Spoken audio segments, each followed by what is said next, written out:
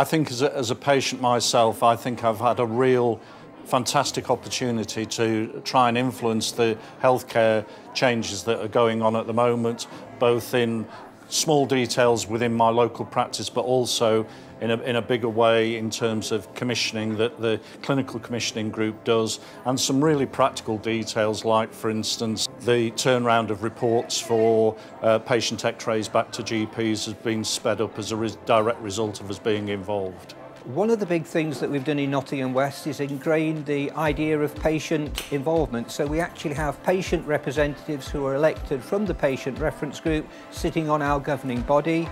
On the clinical innovation group, they also undertake visits to hospitals and other health service provision to ensure the patient perspective is captured, and also it influences the delivery of those services. We've had a really big push on this year about trying to identify carers within the local community.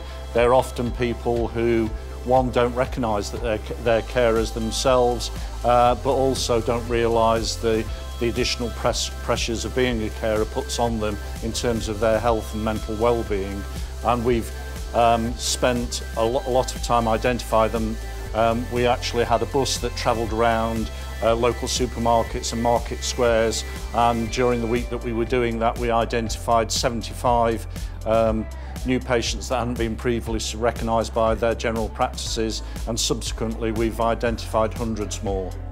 I'm not absolutely sure that Nottingham West is doing anything particularly unique, but it feels that there's a real, genuine, honest engagement with patients. I can say from my experience that our views are listened to, and I've seen policies and procedures actually changed as a direct result of our input.